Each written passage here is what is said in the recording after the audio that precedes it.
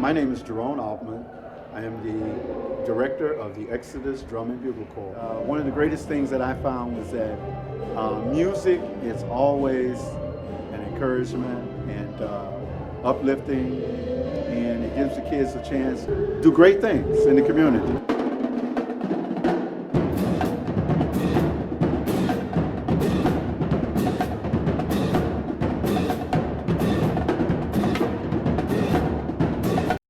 Hi, we're here at Exodus Institute and we're live. We happen to have the Zoom calls calling in. Right now, I happen to have a couple of guests over here to my right. And these ladies are going to be speaking about, I guess, a little of the Black history that we kind of overlooked. They're going to be speaking about some of the women that happen to come up from the West Side. And they're going to open up, we're going to open up this Calhoun, and we have Minister Jones on her right, and they're going to come introduce themselves and speak about whatever's on their heart and on their mind in this segment of the show. So would you please, Ms. Calhoun, grab that mic and introduce and say what you want. Well, good afternoon, and thank you for having me at the Institute, Exodus Institute. And thank you for sharing the history of the Institute with me, because I knew very little about it. History is an amazing concept for me. This is Women's History Month. And just being here, being a West Side woman, and talking about who we are and who we've been since the 1800s, since the Great Migration, we came over here, and what we've evolved to. We've evolved beautifully in many ways, and in many ways we may have gone back. But what's important about being here at the Exodus Institute and being next to Jones and looking at these people out in our audience, that we are still here. You know, being a senior citizen for me is the most majestic thing that you can be. I am a great grandmother of 6. That is my claim to fame. That is my power right now. That is the economy of God. And whatever I do it not for myself. I do it for the future, which is called eschatology. We're planning for the future always. And we are their platform. So any type of historical context that we lay down, we're doing it not for ourselves. And so I'm going to give the mic to Sister Jones, Minister Jones. Greetings. Greetings, my name is Minister Jones, and I'm so blessed to be here on Women's History Month also. And it's good to know that the Black woman was the first woman ever created in history, that every human being, every race has been proven to come from within the Black woman. And I believe we are the 3rd greatest nation on this planet. Really, we're the first. It all depends on who we let count the stats. In spending power, we have spending power where we spend more money, basically, than all others. So with that, I just like to say it's an honor for me to be here to represent the first woman born in the whole world, the Black woman, and also to stand up and represent and protect the Black woman's seed, which is our children in the public school system. And we will be speaking against the transgendering of our children and how we can unite, come together as Black women and women, bringing, because with a Black woman comes a man, okay? Because we give birth to you all. So with the Black woman comes the men and the children. And like I said, all races come from us, but we have enough wisdom to know that the word of God said even Jesus went to his own first. If we don't go take care of our own Black boys on the corner first, we have a mental problem. If we as Black women don't defend our own community first, we got a major. If we don't even take care of ourselves first, if we'll be dead, then who's going to be left behind to help? So yes, God said in his word, he's turning the hearts of the fathers. I got to throw them in there because you ain't got no black woman without a black man. He's turning the hearts of the fathers back to the children and the hearts of the children back to the fathers. God said, because if I don't do this, I am going to come and destroy this planet with utter destruction. Well, we want to cut in right here and Thank you. back in the history of Women's Month or however you put it. Can we get some of the women that happen to make some of this history, especially from the west side of Chicago? Thank you so much. I first want to thank Minister Jones for taking us to Eve, because when you talk about Eve, you can go to the University of Chicago on the south side. You go to the China, it's an Asian museum, and you will find everything that she's talking about there. It's called the Asian Museum, but you're gonna see Africa when you go in there. So she took us to the base. But now, as the king said, you know, let's talk about West Side, because I am a West Side girl, and this has been my heart's mission, and that is the destruction of the African American male. We call it the Ma'afa, the Ma'afa. The reason that it's called the Ma'afa is because the Holocaust, the word Holocaust, is owned by the Jewish community. So when we think about economics, and Minister Jones talked about economics, everything is an economic movement. Everything is, and even the names that we use. We can't use Holocaust because it gets confused with the destruction of another group.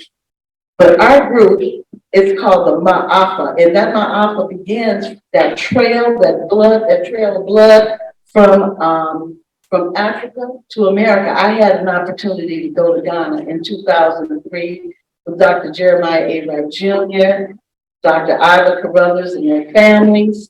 And when we went there, I had an opportunity to stand at the door of no return. This is in West Africa. Now, we all perceive things differently. When I stood at that door of no return, that was one experience, because I'm looking at this water and you see nothing else. So whoever was taken from West Africa, that's what they saw. There was nothing. And so standing in the Elmina Slave Castle, I'm standing in front of a church in this castle. And on one side is the the male dungeon, and on the other side is the female dungeon. And at the top, the scriptures was in Portuguese that said, "Here lies the resting place of God." And I remember thinking to myself in 2003, that's stupid. God can't rest here. But you know what, Minister Jones? It was 2003. I'm standing here from the west side of Chicago via the south side of Chicago with Dr. Jeremiah A. Wright. My job is to give testimony to that. That's not something, and there are people who are saying the Ma'afa and what happened during slavery never even happened. And you know, that's so wonderful that you told that story, because a lot of people don't realize how far you said West Africa. And that's still, and you said from the west side. And I had asked a question to you to tell about the women, but that was from the west side. And I guess you had to go all the way back there to bring it up forward for this history, this long, wonderful history that we happen to have as a rich people. That door of no return, I happen to have pictures. I wasn't there, but I had pictures because I taught the children about that door of no return and how it's explained, and Senegal, and how things came about and why we're here. And if you look, take the camera with me, Joseph.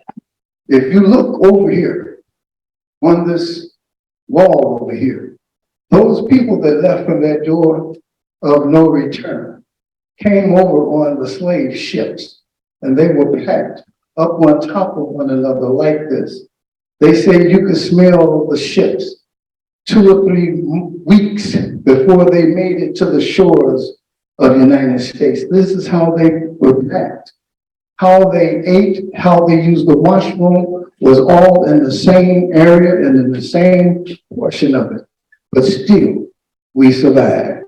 And so would you please let them know how wonderful, because there's a woman that I happen to be, she had me when there were some things she fought when the native son of the West Side was raided. When they killed Fred Hampton, this gentleman decided to go and run for governor. And this woman sat back and said, there is no way we're gonna let this guy, Hanrahan, run this state and be our governor. And she had, matter of fact, when Ogilvy, a Republican, sat back and won the governors, it was Nancy B. Jefferson who he held up her hand up on the stage when he became the governor of the state of Illinois. I had to just throw that in, and you can go on and elaborate upon all these wonderful sisters we happen to have. No, because there's nothing more wonderful, nothing more intimate, nothing more powerful than a Black man who honors a Black woman. There's nothing more intimate. It has nothing to do with sex. It has nothing to do with the body. It has nothing to do with money. It has to do with who we are. Do you know how we felt sitting there listening to you? We could have sat there and listened for, talk about a sister. Tell us who we are. We need to hear that. You know, we're queens of it. Y'all say so, because if y'all say we're not, then those who are us, the majesty of age is, you know, we just don't pay enough attention. We just don't give you, you know, we don't love you anyway, but we're not paying that majesty no attention, you know. But getting our young girls to know who they are, Yes. getting them to understand that your job is to get where we are. You know, I mean, being an educated, children will tell you, you know, kids will say it because they're kids. They're not developed. You know, I don't know, you old lady, we don't say, I just tell them, baby, I'm here to teach you how to get old. So that's my job, to teach you how to get old. And until I can't do it no more, that's how I'm gonna roll. That's how she gonna roll. We do it like that, you know. And so when we talk about Nancy Jefferson, my major hero, I have some heroes. Her name is Barbara Ann Size. And I was teaching at Spencer School, and Dr. Sandra Gibbons had brought her in, and she had her 10 routines. You know, you have to have a program in order to make that connection to the other groups, you know. And so her 10 routines of education, you know, and I'll never forget her coming into the our in-service, and she had her afro, you know, and she said she was talking to the teachers. And everybody doesn't understand who we are. You know, some people think they're too good at knowing who we're not. See, if you start telling me who we're not, then you lost me right there as soon as you start talking, because there's nowhere for us to go. If I'm not, if I don't know who she is, see, she and I will not agree on everything, and that is for certain. We have to actually talk about that for a long time. We don't agree on our approaches, but we agree on who we are. I know who she is. She believed what she believed, and I can follow anybody who believes what they believe. Do you have anything to talk about in reference to belief system? And your female hero? Yes, I do. I like to add on to what you all were saying about the picture up there. It's so important for us as women and people of God to stop focusing on the negative. If we know that it took for us to have survived and be here today, we a mean piece of meat. You a bad manager. You a boss hog. You on the top. You a king. We're kings and priests. So I think if we could get Willie Lynch out of our brain, Amen. and focus on what we are. We are survivors. We are more than conquerors.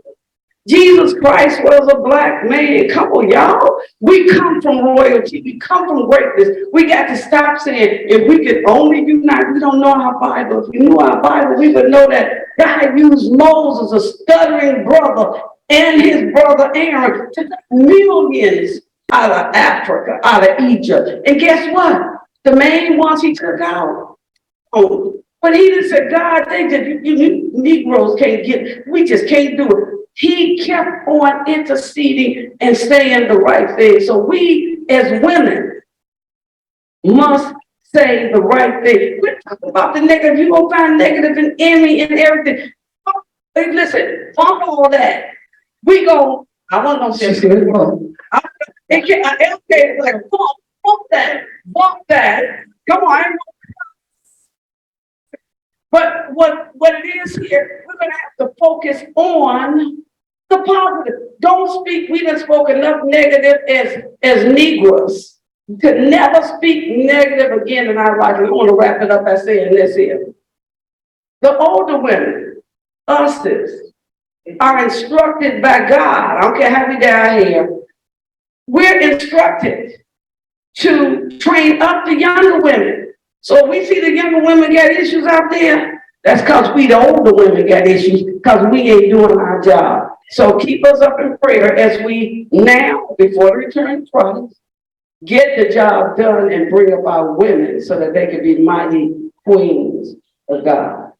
And I want to speak about that Willie Lynch that she mentioned, because we just had an election here in Chicago. And if you didn't see Willie Lynch, period, acting up in that election, I'm not criticizing all those people that ran, but it was only one Caucasian and one Latino off up in there. And there was 9 or 10 African Americans running. And that divided certain things. And so you have to think logical on certain issues and things. And you have to come together and, like she said, get rid of that Willie Lynch theory. And that we got to go further than that. Did you want to say anything to wrap this up? Yes, I would, especially in regards to Willie Lynch, and when you said Negroes,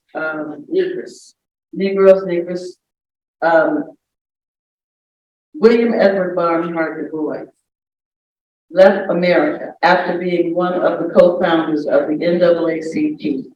He left America brokenhearted, but he didn't just leave America. He went to Ghana.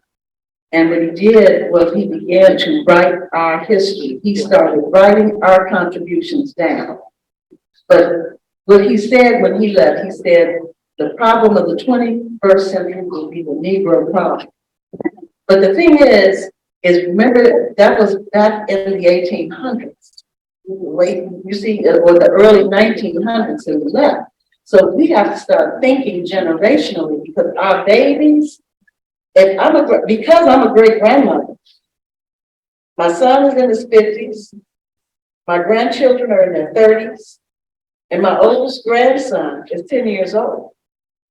Now, my baby daddy, my son's baby daddy, he's my baby daddy, right? Because we weren't married. He has a daughter that's the same age as our great grandbaby. So when we start accepting birth, period, just accept birth, then that will give us a collective power. But as long as we can decide who is, who ain't, who can, who can't, because we deal with sexism, racism, classism, and ageism. And that the Black woman is a victim of all of those things. And that's why we're so powerful. So I don't want you ladies to leave. We're gonna have some call-ins. And, we happen to have right now, we happen to have Major Adams' daughter, Diane Adams, on the line. And Mr. Altman, Jerome, wanted to do something special because some of Major Adams' half of Henry Warner projects wanted to mention him during Black History Month, but they didn't get a chance. So we gave out the Zoom number, and Mr. Altman passed the number out. They're supposed to call in and do different things. I'm going to give a brief history about Major Adams. Major Adams was a gentleman that happened to have Major Adams Academy, but he was at Henry Horner Boys and Girls Club. And this man sat back and he has raised so many people and different young men and women. We're so proud to be able to have someone to look up and to save us from our own selves and to doing different things. And he did it through the drum and bugle was one of the things that he did it with. And this talent that he gave us, we spread it throughout the nation. You have South Shore Drill Team as a funding of it. We have over here Exodus Drum and Bugle Corps. We're a portion of it. And from Exodus Drum and Bugle Corps, we also happen to have Genesis Drum Line and Chaos. That's another one of the groups. And we all kind of spread from, we're like children of Major Adams.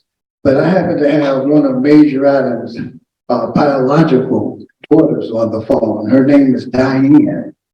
And I think, I don't think we can get her sound to come through on the TV, but I'm gonna try to get her to speak over here. Maybe we could hear her. Can you say something, Diane? I can hear you breaking up. Oh, that's fine. Can you hear me? But Can you hear me? yes, I can. We hear you loud and clear. Oh, okay. I got you on mic and I think everybody. you got me on the computer phone. I mean, I'm on the computer speaker. Oh, okay. Well, we got you on speaker over here. It sounds like you're right here in the room with us. You're echoing fine. Did you get a chance to give that to any of your siblings and some of Major's grandchildren, great grandchildren, and children greater than that? Well, my daughters and everybody that work, then my siblings, they barely answer their phone. So you just got me. Okay, well, that's fine because you just happen to be the one that I stay in contact with. You and Reggie. Basically, I stay in contact with you all more. Yeah, I'm not to Reggie, but I didn't have enough time to do what I needed to do. Okay, well, I happen to have an award that Exodus presented, the first annual award, Unsung Hero Award, and it was presented to Major Adams and Henry Horner's with. We placed up on this award, and when I told you that we were doing this award, I was so proud to accept this award for you and your family because you all told us to accept it. And yes, I did, and I thank you for that very much. I appreciate it because I couldn't just fly in. Like the time that they did it, I just didn't have something else to fly in and then come back out. So thank you very much for accepting the award, and I present it to you. oh, thank you so much. We're very proud. We're going to hang this up over here in Exodus. But I also want them to know not only are you Major Adams' daughter, but you kind of carry on some of his legacy that you do with some of the youth in the community that you happen to be in down in Texas. There are some suicidal youth that you happen to work with. Yes, I'm able to save some, and some of them, so many you can't save, but I see where I get my volunteering work from my dad, and I really do enjoy doing it. And I want you to know when you came to Chicago, you placed some yellow ribbons around the tree here in Austin and at the tree down in Major Adams. Every time I come to Chicago, I try to bring a new ribbon. Oh, okay, because the one in Austin there did get a little dirty, so we haven't touched it, we didn't change it or anything. But as soon as you get here, we will do another ceremony here and at Major Adams Academy once you all come here. Aren't you a board member down at Major Adams Academy? Pardon me? Aren't you a board member of something? Oh, yeah. Yes, I got on the board, thank you. Okay. I guess I'm gonna have to move back in town just to keep up with you guys. Oh, well, that would be fine. I'd be glad to see you. And, that's not personal or anything, but, there was an award that was given. We happen to have one of the gentlemen here that was given the award. I'm gonna see if I can't get Reverend Harris to come up and speak, because he received the Major Adams Award, at the banquet. It was 4. You know how they do with, at the golf tournament where they get them guys, them nice green jackets and all of that? Well, they gave Reverend Harris Oh, that's nice, that was very nice. they gave him a beautiful leather jacket with Major Adams' picture on it. We were down there at that banquet, and Reverend, would you please come over and explain to Diane exactly why they passed that award out and how you feel with that nice jacket that you got? Well, I'm not gonna tell too much about the nice jacket, because everybody asking about the jacket they want. Yeah, but it's a great memento, yeah, and we really appreciate you, Diane, and the siblings of Major Adams and what you all mean in the city of Chicago. But the award itself, I think, was quite gratifying. I'm not sure how much I deserved it, other than just being a servant in the community, coming under the mentorship and the tutelage of Major Adams. Because I can remember Major keeping me out of a lot of trouble when I first came to Chicago to work with the youth in the communities. Because being fresh out of school, college, I thought I knew everything and knew how things supposed to go according to the book. But Major, he really taught us in the way that how to deal with people where they are. And I think that's important. A lot of times we are not able to deal with people where they are. You have to find out where the person is, where they're coming from, where their background. We often say that we need to look at the W's. Where, why, what, when, and how come. We ask down south, why are you in this position? Why do you feel like you feel, what you want to be, et cetera, et cetera, et cetera. And Major was the type of guy that he could go out into the trenches and he can get this done. And that's how all of us was able to reap the social, economical, political, what else from Major Adams, the benefits that he gave us as individuals. And I think that's the most rewarding. But more important than that, being under the tutelage of Major Adams, we would like to express ourselves as what is that we want Chicago to know about Major, his legacy. What is that we want the world to know about? Because he was responsible for the, as our host today, Brother James, he was responsible for that young man. Exodus Institute, Jerome Altman, myself, Dr. Von Tatum, Steve Parkers, retired at Chicago State University, Howard Lathans, who is the super guru in terms of working in the communities, and the list goes on and on. Earth, Wind, and Fire, they came up through the ranks under Major Adams, and I just think it's just rewarding. But from a sibling perspective, what is that you would want the people to know about your father's legacy? Can you tell us that? Yeah. Baba signal. Are we still on? Yeah. Oh, our guest for some reason have the disconnection with her phone, but hopefully she can rejoin us. But in the meantime, I'd like to say, as a disclaimer for Exodus Institute, the views and opinions expressed on this platform or program are not those necessarily of Exodus Institute or reflect the views of Exodus Institute. Thank you. We'll come back later. Thank you. Thank you so much, dear Reverend Harris. the phone got disconnected, but he had asked you a question because you had to share your father with so many of us. I mean, there was thousands of us that went through Major Adams Academy, the Boys Club, and that he fathered. And I think his question was, how was it for you and the family? Did you want to elaborate on that? I can't hear you. Diane, Can you hear me now? I hear you now. Oh, thank you so much. My dad would be so proud. As I know, he always say, if you speak for me, you only have the day. I only want to speak for a minute. But I thank you so much. And I'm glad he enjoyed the jacket because I enjoy looking at it and showing it to people. Oh, well, For the picture. that jacket was fine. I'm pretty sure that, we might be able to, can we get one of those jackets, Reverend Harris, for, Diane when she comes in?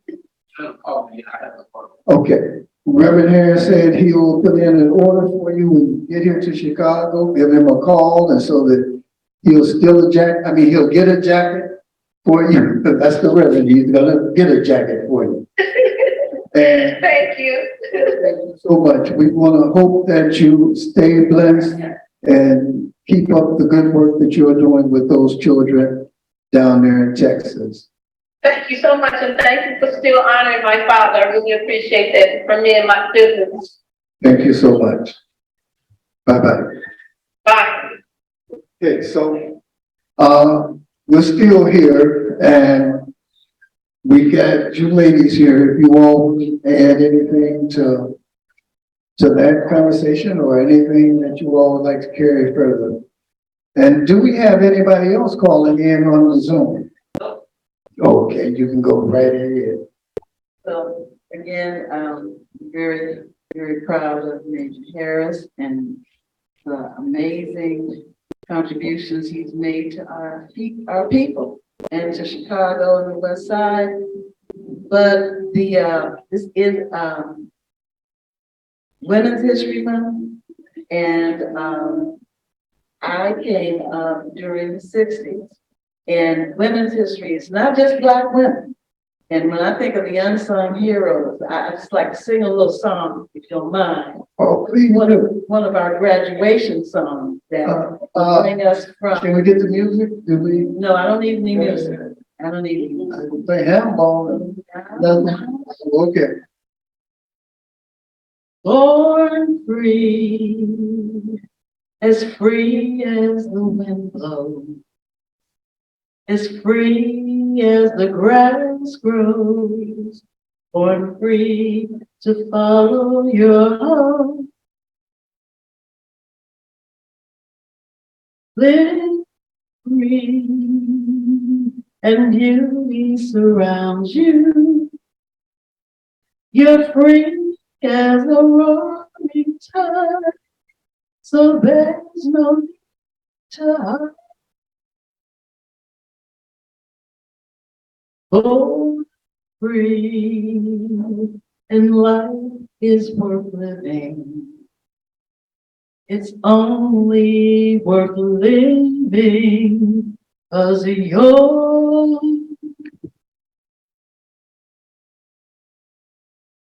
I just think a lot of us will remember our younger people. Hey, now give her a nice round of applause. And with that, we get 1 minute and I'm gonna wrap this up. And that song took me back when she sang Born Free, when I gotta go back to Major Adams. There was a time Major Adams left Henry on a boys club and he got with Miss Porter. And he got, Miss Porter put this money behind it and it developed the St. Andrews Women's.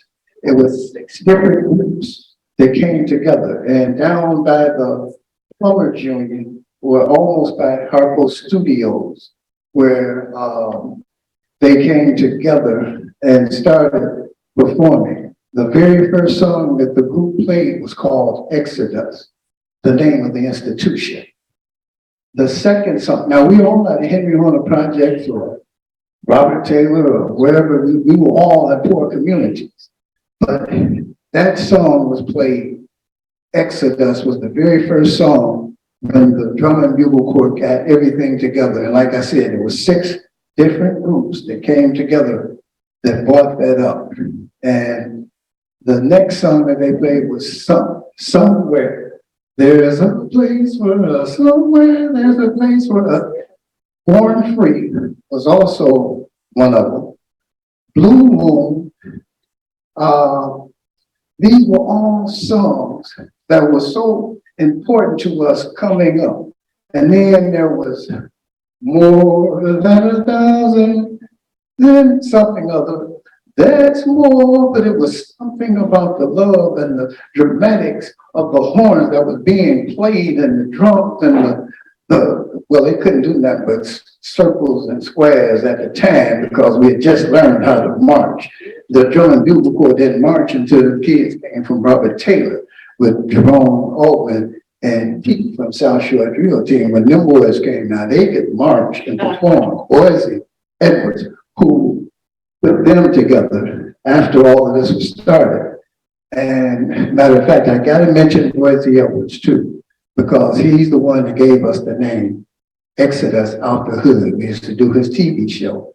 And every time I brought the children on, well, he would say, this is Exodus Out the Hood. That's how the TV program got started, with them going and graduating and going to college. And like I said, I want to thank you ladies for coming out and joining us here at Exodus. And we may have another program coming on after this. So thank you all. Give them a round of applause.